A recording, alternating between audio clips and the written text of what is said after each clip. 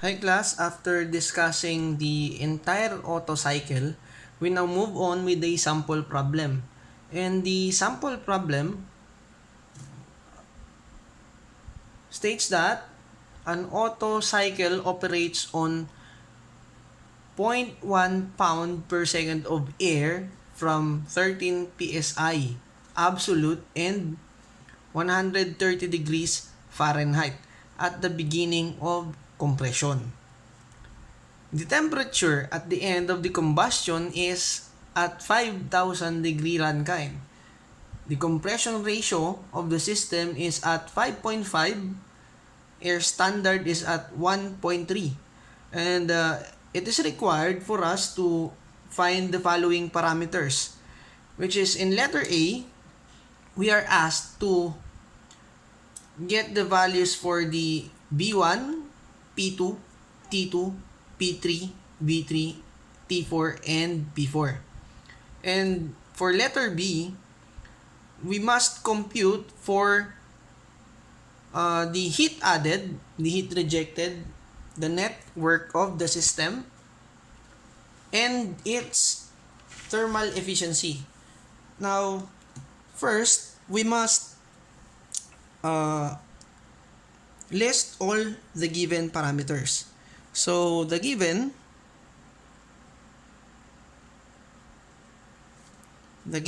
is a flow mass of 0.1 pound per second. Next, the initial pressure and temperature is also given. So at P1,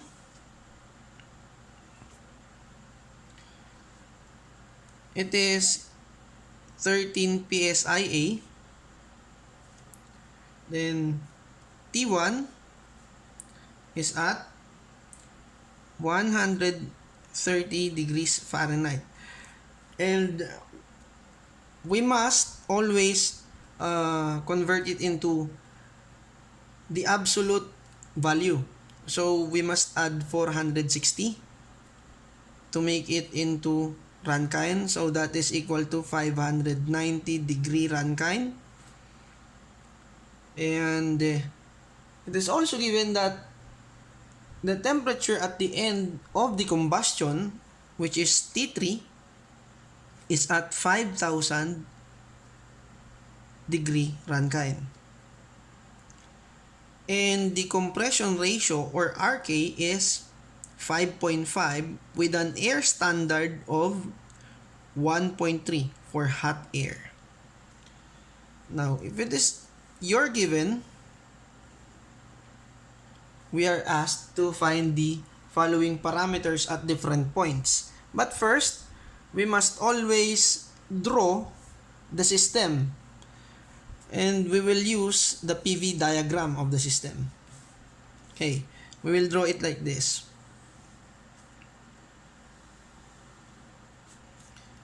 P for your Y and then volume for your X. So at initial,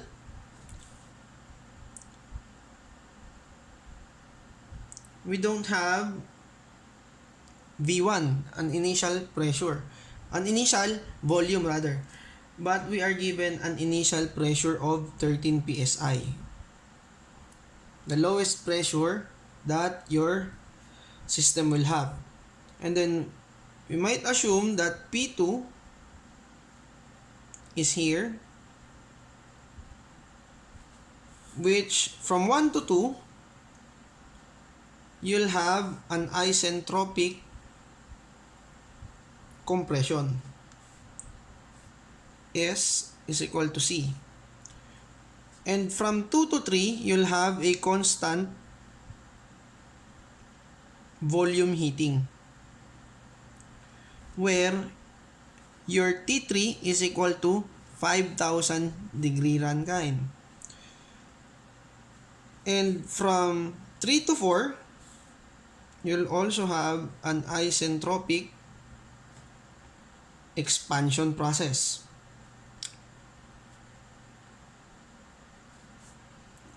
And from 4 to 1, going back to the initial state, you'll have a constant volume cooling or heat rejection. Now, how do we find the value of the initial volume? We must always use the what? Since we are given two parameters at the initial state, which is P1 and T1, we can get V1 by using the ideal gas law equation, which is PV is equal to M, R, and T, where R is the gas constant of air. And then for V1, we can solve this M, R, T1 over P1. Okay. Now, M is given, R is given, T1 is given, and P1 is given. So, we can solve for V1. So, 0.1 pound per second multiplied by R, which is 53.34 pound foot per pound degree Rankine, and T1, which is 590 degree Rankine, all over P1, which is 13 pound per inch squared. And we have to multiply it with 144 inch squared per foot squared to cancel the unit of inch. So, canceling all same units, we should arrive with V1 is equal to 1.68112 cubic foot per second. So, we can check the answer. 0.1 times 53.34 times 590 over 13 times 144.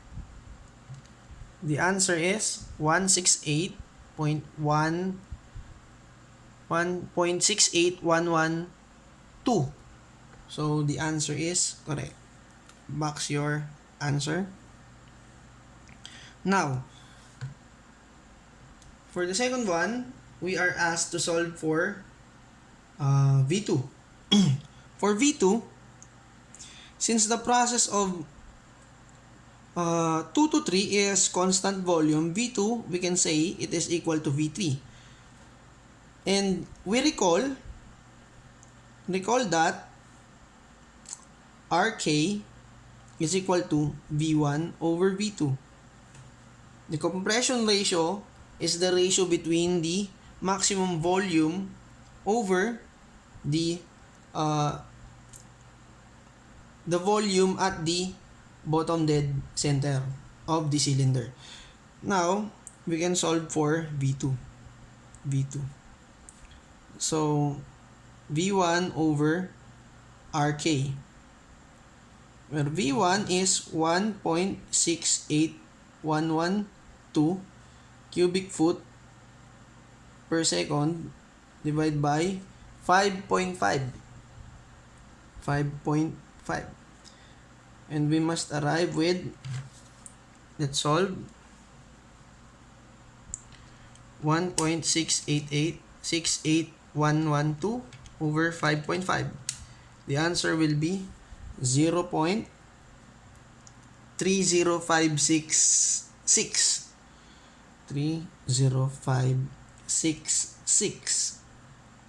cubic foot per second. Box the answer. Now, for P2, we will solve for P2. But we must first list down the relationship between the temperature, volume, and the pressure with the compression ratio. So, from the isentropic equation, T2, T1 equal to V1 over V2 raised to K minus 1 equal to P2 over P1 raised to K minus 1 all over K. But what is V1 over V2? V1 over V2 is RK. Okay? So we can substitute the value of RK with V1 and V2. So we can solve for the values of T2 and P2. Okay. Now for T2 is equal to T1 multiplied by RK raised to K minus 1. Now T1 is 590 degree Rankine multiplied by 5.5 raised to 1.3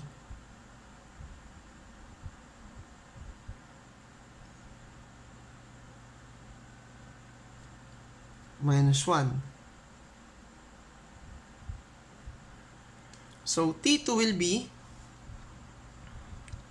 590 times 5.5 raised to 1.3 minus 1. The answer will be 983.922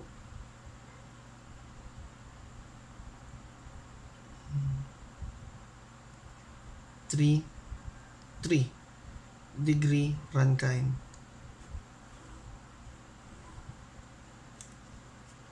Okay. Now, we will solve for P2. So, for P2,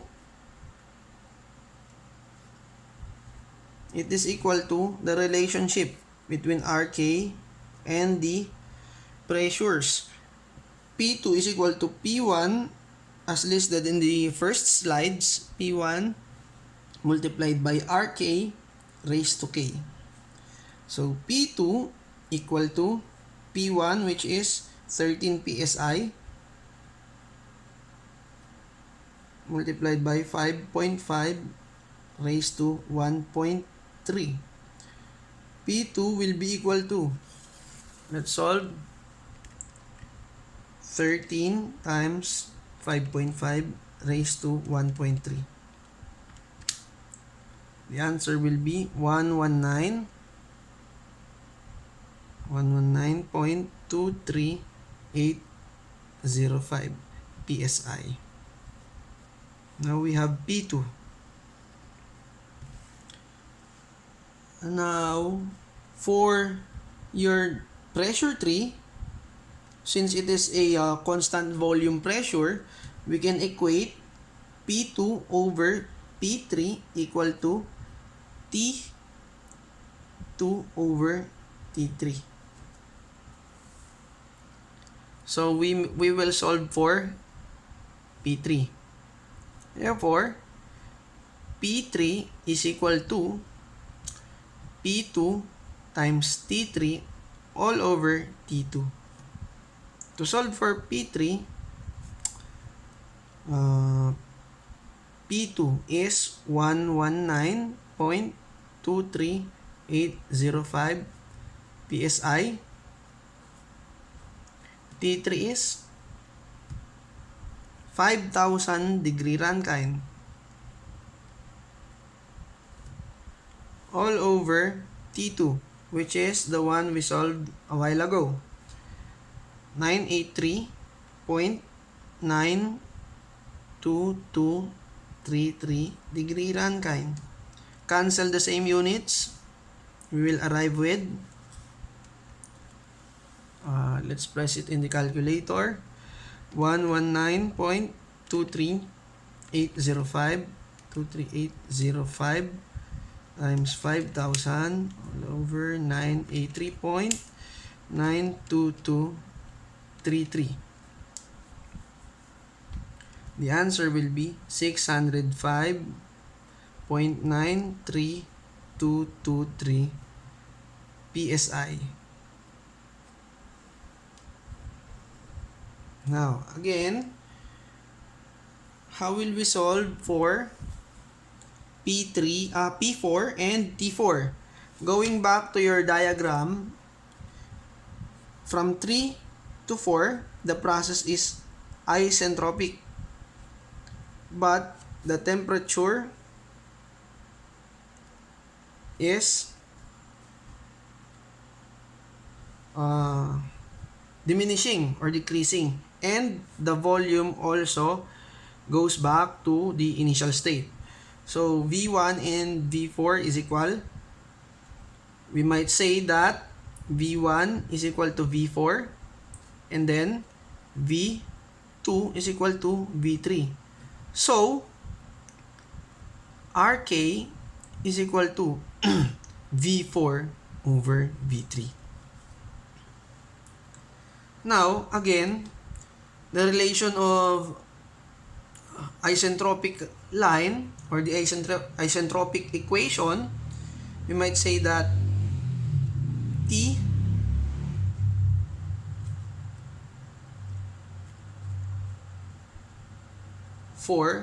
over T3 is equal to, or we might say T3 over T4 is equal to V4 over V3 raised to K minus 1, and then P3 over P4 raised to K minus 1 over K. We might solve the following values for P4 and T4. But we will solve T4 first. T4, since V4 and V3 is equal to RK, we can divide T3 with RK raised to K minus 1. So we will arrive with 5,000 degree Rankine divided by RK, 5.5 raised to 1.3 minus 1. The answer will be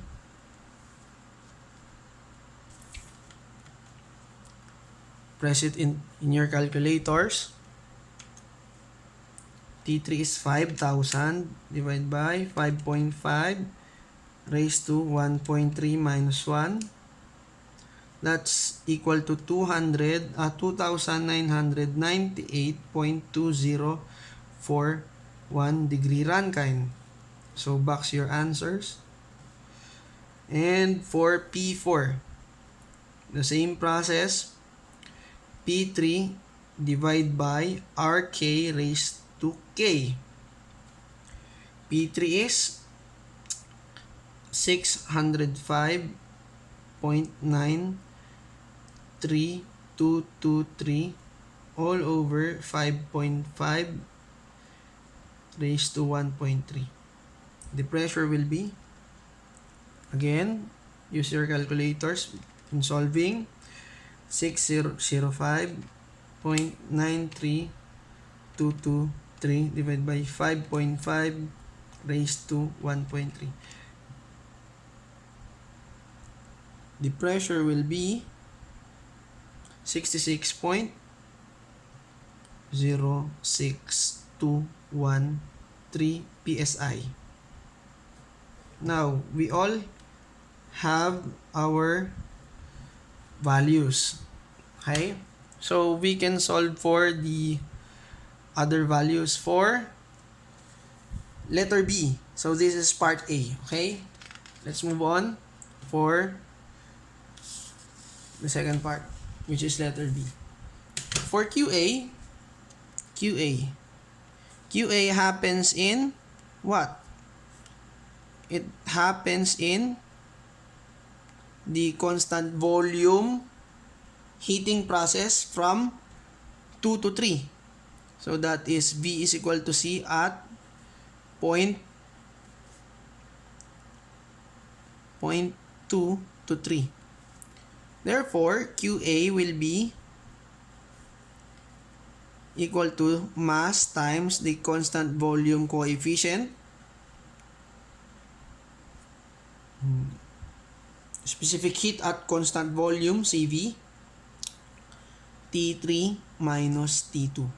We recall that T3 is at 5,000 degrees Rankine, and T2, as we have solved, it is again at T2, 983.9223.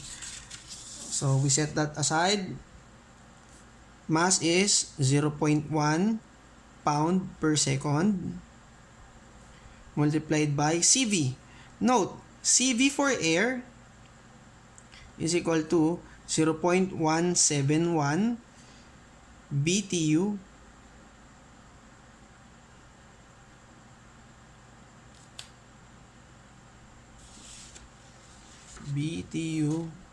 per pound degree Rankine, 0.171 BTU British thermal unit pound degree Rankine multiplied by 5,000 minus T2, which is 983.92233 degree Rankine. Cancel all the similar units. We will arrive with 0.1 times 0.171 times 5,000 minus 983.92233. The answer will be 68.67493. 68.67493 BTU per second. You can also convert it into HP if you want to, but the problem does not ask that. So we shall proceed. For QR happens in also the isometric heat rejection at 0.4 to 1. So that is V is equal to C, or constant, at 0.4 to 1. So QR is equal to mass times the specific volume, specific heat constant at constant volume, T4 minus T1. T4, we solve the value for T4, which is 2, recall 2998.2041 degree Rankine, and T1 is at 590 degrees Rankine. So 0.1 pound per second multiplied by 0.171 BTU per pound degree Rankine multiplied by T4, 2998.2041 minus 590 degree Rankine. Cancel all the similar units and we shall arrive with, must press that in your calculator, 0.1 times 0.171 to 998.2041 minus 590. The answer will be 41.1829 BTU per second. We now have QR. Now for your worknet, you can simply subtract QR from your QA. QA minus QR. Okay? We store the value for QR. So we can solve 68.67493 minus 41.18029, and we'll arrive with 27.49464 BTU per second. Now, the last part, we are asked to get the thermal efficiency of the system. Now, the thermal efficiency of any power cycle is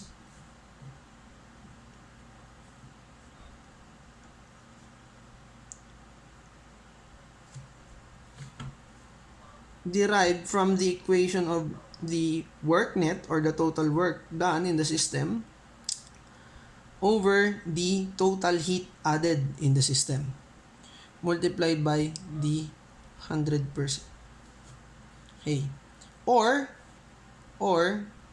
we can use the compression ratio of the system. And since it is an Otto cycle, the equation using the compression ratio will be equal to 1 minus 1 all over the compression ratio raised to the gas constant minus 1 multiplied by 100%. We can check if using the work and the heat will be equal to the answer of the ones using the compression ratio. Now we will prove that. Okay. Using your work net, 27.49464 BTU per second divided by your QA, 68.67493 BTU per second multiplied by 100%. We can solve that in a while. 27.49464 68.67493 multiplied by 100%. So we'll arrive with, the answer is 40.036%. Now, using the compression ratio, 1 minus 1 over the compression ratio as given is 5.5, and the gas constant is 1.3 for hot air minus 1, and we multiply that with 100%. And solving, 1 minus 1 raised to 5.5 raised to 1.3 minus 1. We multiply that with 100% and we'll arrive with 40.036% and equal. Okay, now we're done with the sample problem, and you may look down for the discussion, and then we'll give you another sample as an assignment. So see you next time. Thank you.